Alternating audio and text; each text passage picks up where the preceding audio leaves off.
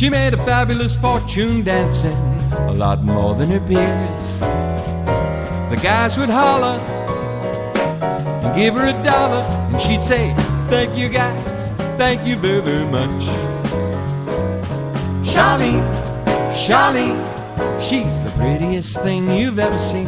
Charlene, Charlene, all of this time where have you been?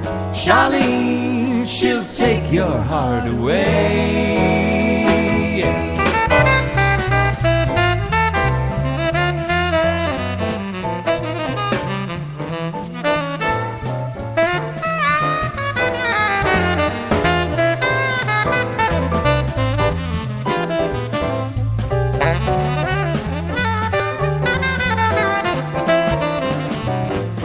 Charlene fell in love with a guy. He said he had a plan.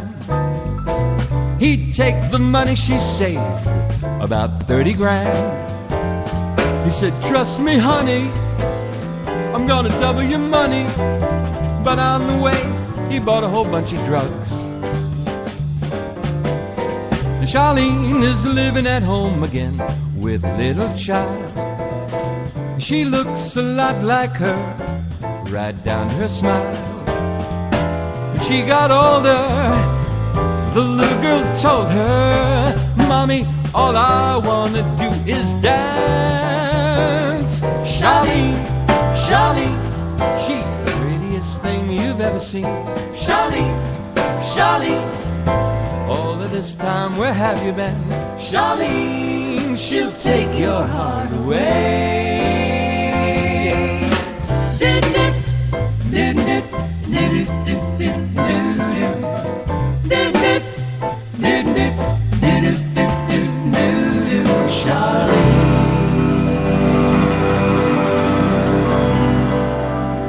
That was the easy listening sounds of Elvis Sinatra. Charlene, this is DJ Psycho Eddie. You're listening to My Night Out Radio on Rhode Island Free Radio. Hey, if you want to get in touch with us and be on the air like Mike and Marianne over here, what you want to do is hit me up on Facebook, My Night Out Radio, or hit me up on my email, on our email, mynightoutradio@verizon.net.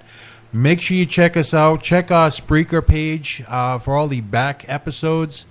If you just don't get enough of us, every night we are on 8:30 to 9:30.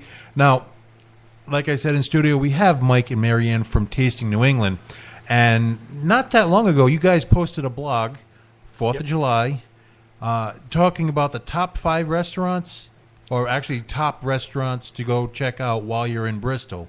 What were some of those restaurants, and a few lines out of that? Yep. So the premise of the article was to gather restaurants for people coming to Bristol from out of town for the 4th of July celebration to maybe visit. So what we did was we put an informal poll up on one of the popular Bristol Facebook pages and asked a bunch of people, what is your favorite place to go in Bristol? And then we tallied up all the scores. So came up with a list of five that we kind of detailed, and those were, Parmaderos, Guido's, SS Dion. SS Dion, it was Lobster Pot, one more. I should have pulled up the notes. But so we came up with a good list of recommendations from native Bristolians to let people know about. And of those places that you had listed, how many have you actually been to? I think all of them except Parmaderos, because we've moved away since they've opened, although they live right down the street from my dad. But we vow to get there since it came so highly recommended. But I think we've been to all of them. Yeah. Okay. Now, how do you get your recommendations, or how do you get to do your blogging or your information on these restaurants? Do you go to them all yourself? Do you have other people helping you, or how does that work? So as of right now, it's just our experiences.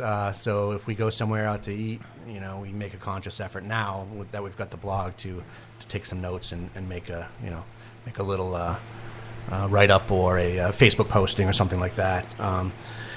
We've kind of turned into those, the foodies where you're taking pictures with your cell phone of your food, and it's almost embarrassing sometimes, but everybody else does it. No, so. Michael says, "Don't eat yet. Make sure you get a picture."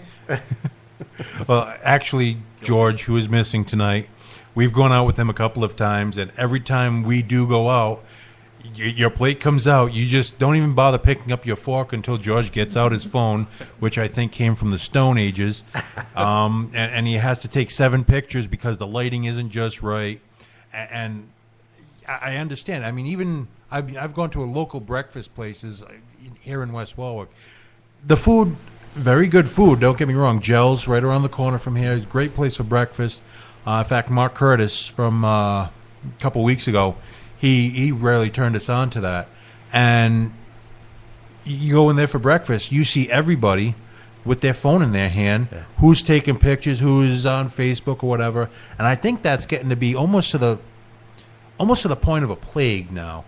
You need to have that whatever AMOLED light coming off your phone or whatever that touch screen is before you can eat, just to like energize your brain enough to eat. Maybe that's what it is. Yeah. I used to think, that's so pretentious to be posting what you're eating. But then I started realizing, man, that looks good. Where can I go to get that? So it's really just sharing information. The way I'm looking at it now, in a different light. Well, I think in the near future, someone is going to take the honest approach. And they're not going to call it food blogging. They're going to call it fat guy porn. Because, I mean, I don't hide my past. I've been through a lot of different bars, gentlemen clubs, or whatever, and you don't get as excited seeing pictures of that as you do seeing a beautiful steak and cheese with the grease glistening on the cheese. I'm salivating just thinking about it. Where are we going after this? But now, in your own travels, are there any places that really stand out that you have to say, yes, you have to go to this place? Geez, we just went the other day. The old grist mill is back in action, so they reopened. It's right near us. We live in East Providence now, and I hadn't been there since I was a kid with my grandparents, and I was really pleasantly surprised at that in recent memory. Can you think of anything? Just the Mills Tavern in Providence. Mills Tavern in Providence? We went there a couple weeks back. It was great. Well, those are kind of cornerstones, places that you expect to be there, which the fire threw a lot of people at the old grist mill, but thankfully they are back. But are there any places that aren't newer, that there are newer places that most people wouldn't think of? That's a good question. No, that's part of. We call it, our tagline is a culinary adventure through New England. So a lot of this is us trying to discover new places to go to. So anybody listening want to make a recommendation, we're all for it, And if they wanted to make that recommendation, how would they do that? tastingnewengland@gmail.com or the contact form on our webpage, tastingnewengland.com. Tastingnewengland.com? Yeah. All right. Now, how adventurous are you when you go out to eat? Oh, I've been all over the world, as we talked about, before. I spent some time in Thailand, and I've eaten snakes and frogs and ants, and so I'm pretty. Did you know that's what you were eating before you ate it? It was actually in training. It was survival training, but it was so it was. So basically, you would have actually eaten the turd out of the snake's backside. I don't know if I'd go that far, but I guess it depends on how hungry you are at that time. But. Well, my thoughts are always going towards new and exciting cuisines, like the turn towards molecular gastronomy. Have you even experienced that yet? Haven't even tried that, no. It's the closest place that I've been able to find is in New York. Okay. And it is, to say the least, cost prohibitive to have, and it sounds like a lot, have a 12-course meal. It's like $300. However, it's... some of the meals are one. Some of the courses are only like one bite. Like they take 1,000 olives, they press the tears from an angel, they combine it, and it's all looks like the olive that they squashed 4 months ago, but now it's like concentrated olive essence. And don't get me wrong, the olive was phenomenal. I don't think it was worth, well, if you break it down, about $50 for an olive. But the work that went into it, I can kind of understand.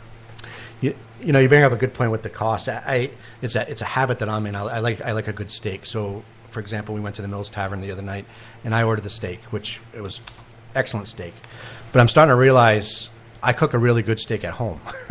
When I'm out, I need to start experimenting a little more and going towards things that I wouldn't cook at home or I've never had. So it's a mental thing for me that I've got to. She's a little more adventurous, actually. She'll often order something that's. So You tell me I'm going to be disappointed. Stick to what you know. Well, what are some of the things that you've been pleasantly surprised with? I can't think of anything off the top of my head. On the spot. Yeah, too much. Well, I got to tell you that it's a written rule or unwritten rule. Whenever I go out, I refuse to get anything that I will not, or that I can cook at home. If I can cook a steak, I can cook chicken. I want the weirdest thing on the menu, like lamb shanks and something that you wouldn't even think of. Right. Well, I've actually started a challenge with myself and with a few other people. Open a menu, don't look at it, just point to it. Then, That's brave. Then, well, I went into a Chinese restaurant called Lemongrass up in Warwick. They have very good food. I went there, and I opened up to where I knew the combination plates were, and I saw it went from number 1 to number 36, and I just picked a number in the middle. It could have been tofu and cricket remains, or it could have been steak and pepper. I didn't know what it was until it was placed in front of me.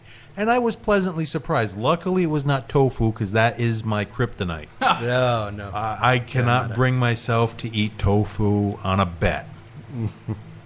What about you? Any tofu aspirations, sation, texture? Tofu, I can't. You I can't can't? touch tofu. No. I try to get her. I just made conch salad this weekend, Oh, yeah. and she won't eat it. I can't. Oh, Just, and you're from the Ocean State. I know.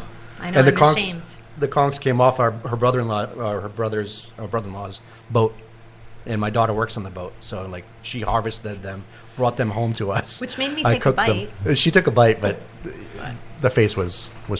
I should have taken a picture. Yeah. Well, at least you tried it. Yeah. Number one. Number two, it's either a texture thing, a flavor. There is something about. It's the curly end of the conch. Yeah, but Seeing I it, it's cut too that much, off. but I saw it. But I you saw me it all cleaning them, so, happen yeah. right in Well, front of me. Yeah. stop looking at stuff. And periwinkles, too. This is why you have the fluffy guys like us. Right. We don't look at how it's being made. Just when it's in a dish, if it looks pretty enough to eat or even halfway decent. And this brings up one of the other things that we talked about off the air: hot wieners. Have you ever seen what went into a hot wiener? No. We I don't- have a recipe, I try but not not to. the. Do you? Have you ever? Well, you've obviously gone for hot wieners. Oh, yeah. You enjoy them. I love them. Don't ever look. It's like looking behind the curtain with the Wizard of Oz. Mm-hmm. Once you realize what's actually in there, you may never want them again. What is that saying about the sausage factory? Right. You never take a look. Yeah, no, it's. I mean, I've had conversations with the guys at Oneyville, and I realize one very important thing: the guys that work there never eat them. Ah, that's funny. We were just there the other night, actually. Yeah. Well, Oh, a couple weeks ago. A couple weeks ago, I did a show over at FET, and I've gone in full clown costume, walked right in there, and had a wonderful conversation with all the inebriate neighbors, and they had a blast seeing me as the clown coming in. Speaking of wieners, so you I listened to your show with Mark Curtis the other day. Rod's Grill, that's our haunt. Being from the East Bay area, Bristol. Okay, so Rod's Rod's Grill. Grill, phenomenal. Yeah, That's for breakfast, lunch, hot everything. wieners. That's what you go. Hot wieners and a coffee milk is Well, that's the Rhode Island staple. That's No matter what it where is, you yeah. are, you can freeze dry that, powder it, send it to the Rhode Island troops online, and they will snort lines of that. yeah. Why don't we take a break here? We're going to leave here with another local, an awesome band. They're kind of regrouping right now, but they are a phenomenal band. It's called Pariah. The name of the song is Tilt. We'll be back in a minute. You're listening to My Night Out Radio on Rhode Island Free Radio.